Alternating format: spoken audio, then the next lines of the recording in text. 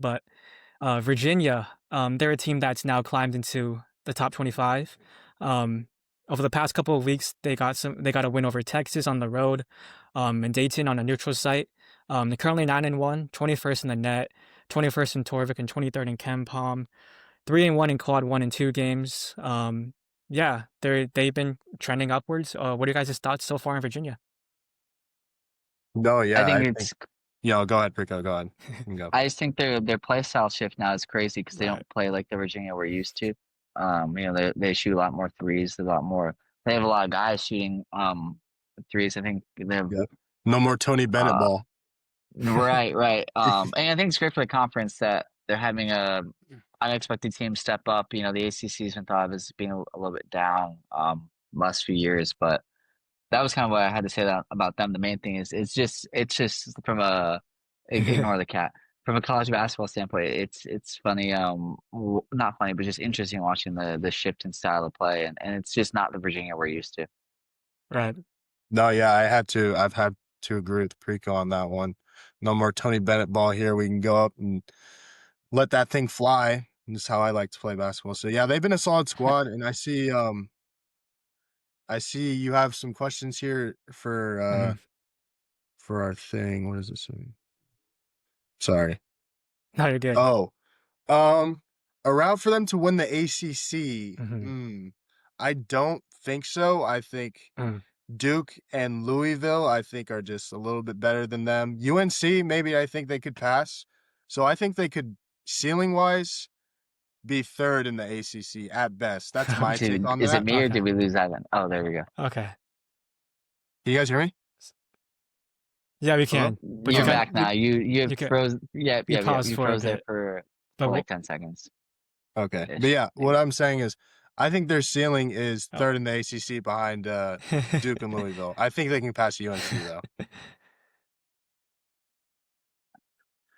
Yeah, I don't think see them competing with Duke, Carolina, or Louisville. I Right. don't think they're as talented, and at the end of the day, like Mhm. that's just a huge barrier for them to overcome. It looks good. They haven't Mhm. had a huge test yet. That best, I mean, that Texas on the road, that's a good win, and the way Mhm. they did it is what makes it Right. most impressive. Not just winning, but they won pretty handily. But other than that, they haven't like played anyone even close to like a Duke or a Louisville or Carolina. I think I put them kind of even with NC State right now in Mm. that maybe like 3 through 5 tier in the conference. But I think they have a favorable ACC schedule, and Right. so that can always open doors. It is back heavy. The last 5 games of the year, they end with Miami, NC State, Duke, Wake Forest, and Virginia Tech. And you know, Duke, NC State, Wake Forest, Miami, those teams will be in top half of the ACC. Mhm. At least, Wake Forest is kind of been surprising. They've played a lot of teams tough so far, and so they could be in the running there. Um, and yeah, I'm interested to see. They have a stretch early or no, about mid to late January where they go at Louisville, at SMU, home against Carolina, and then at Notre Dame. And that I think will kind of if they can go like 3-1 there, that opens the door for them. But we'll see. But they Mhm. look good. Right. Like you guys said, fun offensive team. 5 guys with a minimum of 10 3-point attempts are shooting above 40% from three. So that kind of says it all. And like their one loss is to Butler, which I think you said, Evan. Butler has been kind of decent this year, actually. Yep.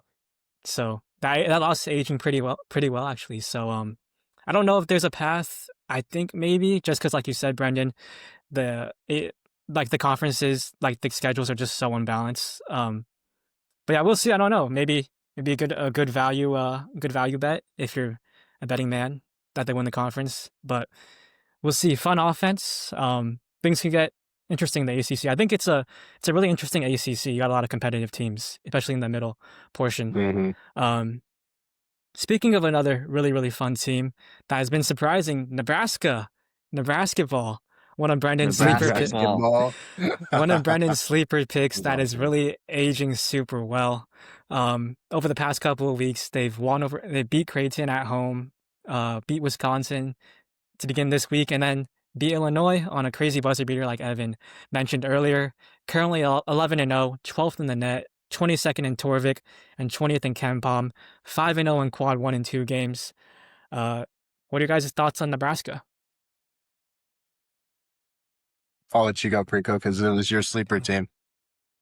This is the best Nebraska team in school history. Already, I think their best team ever was an 8 seed in the NCAA tournament. And they have 2 tournament appearances ever. I think those numbers are right. They were an 11 seed on Tim Miles, and they were an 8 seed a few years ago.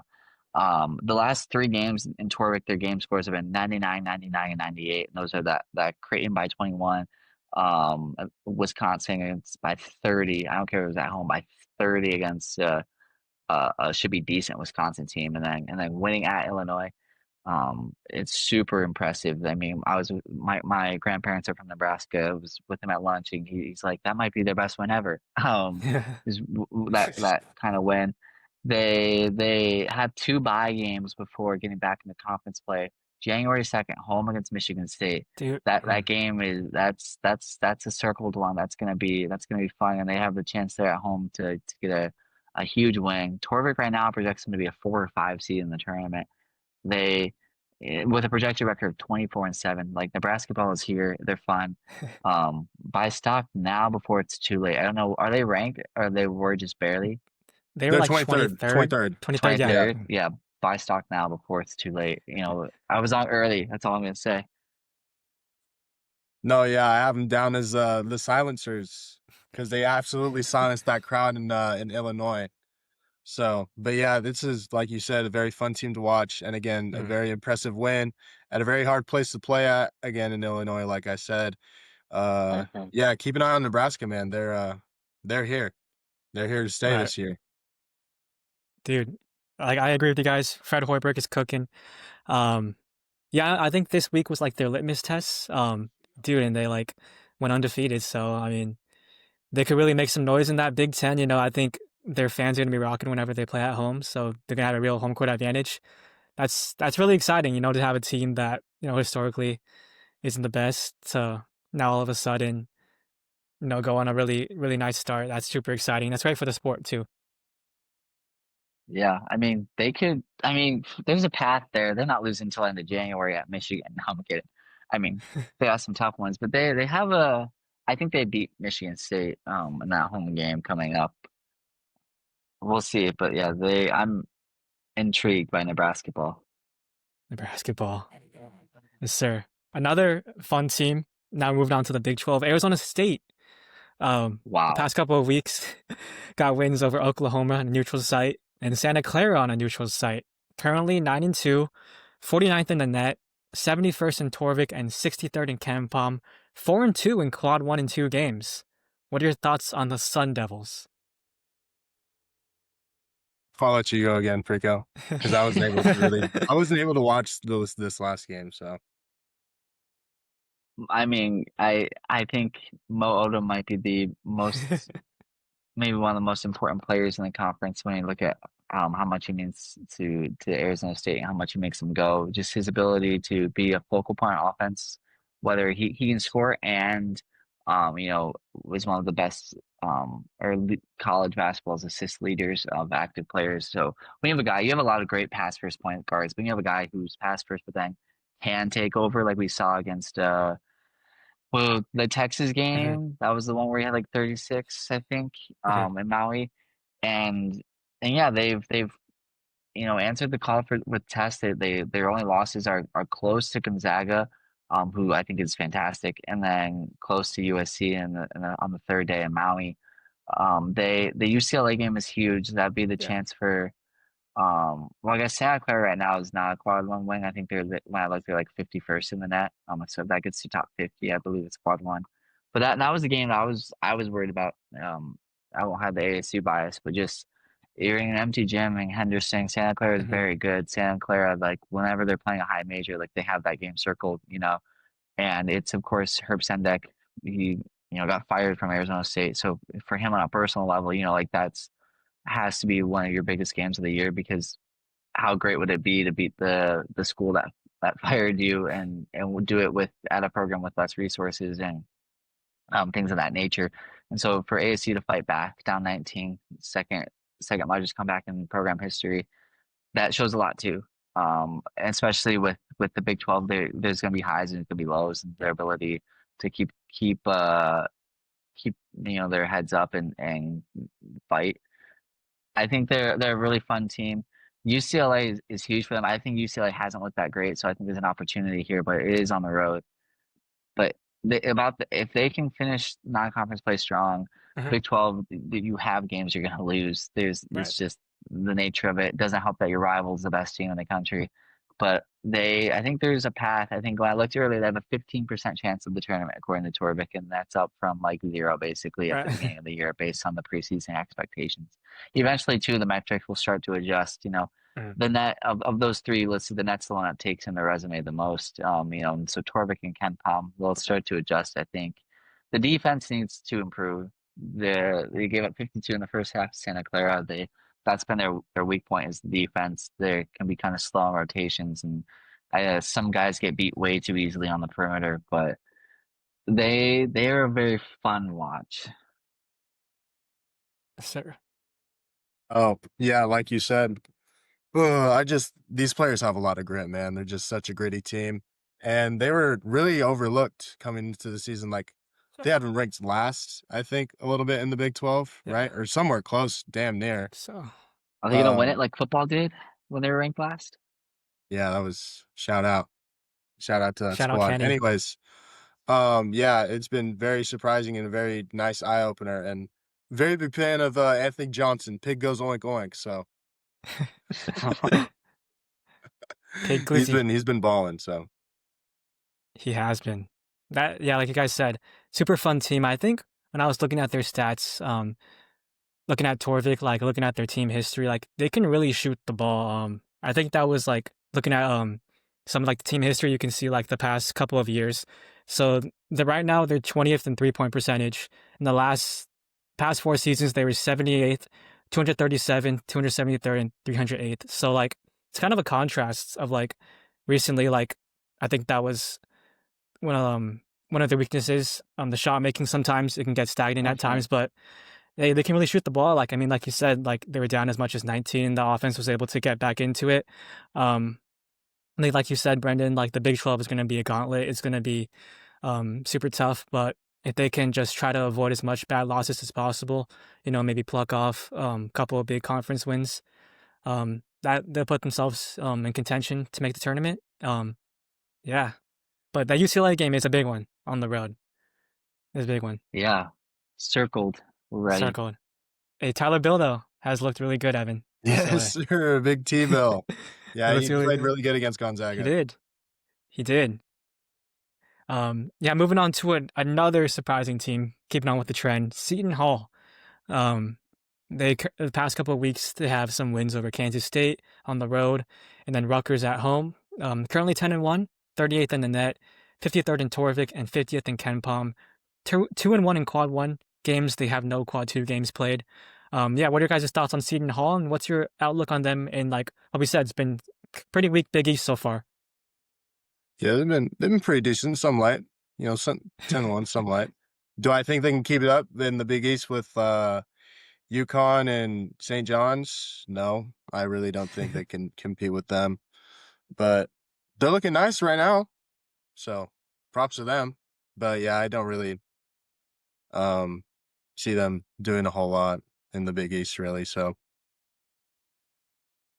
I think there's an opening for them to take that third place spot and finish top three and conference that usually has at least three teams in the Mm, tournament. They took care of business overall in Maui. That USC game was really really tight, but that's another team that came out of Maui with some momentum similar to Arizona State we were just talking about. But Shaheen Holloway's a great coach.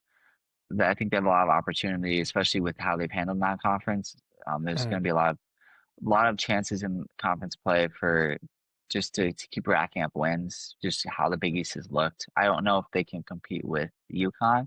I think, if they get a St. John's at home, they know that's a game that they can win. But outside of UConn and St. John's, I feel good taking Seton Hall over maybe any other Big East team. So they're definitely moving in the right direction considering where they were the last couple years. Yeah, I agree with what you guys said.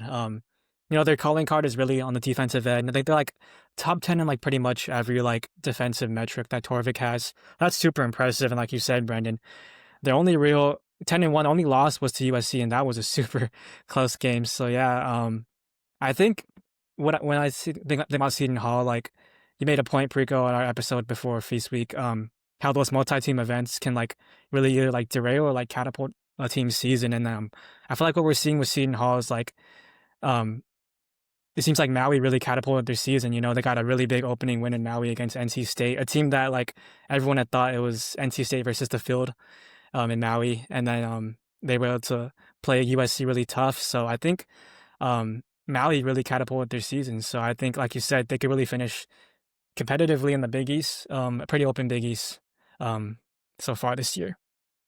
I mean, you mentioned that with Maui. I think we're seeing three winners come out of there with Seton Hall, ASU, and USC who Mhm. won Maui. But man, the two losers in terms of expectations, who maybe it is derailing a little bit, is Texas and NC State, and we'll see if they bounce back. But yeah, those only three days, but it can hurt you or it can help you.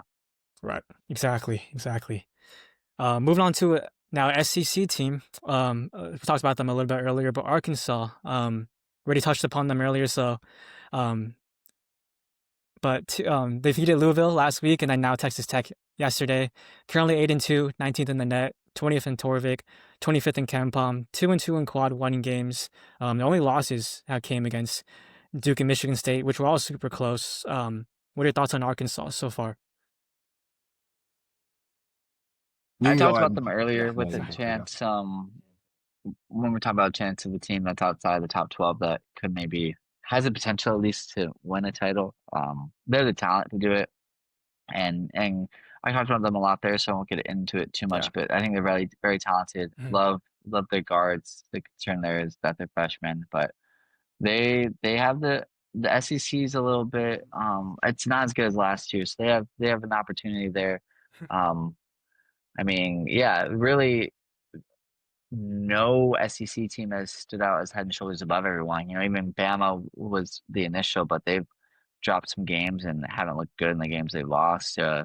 Auburn's not the same. Tennessee has the Houston win, but they have some losses. So really, I mean, Arkansas could win that conference. Mhm.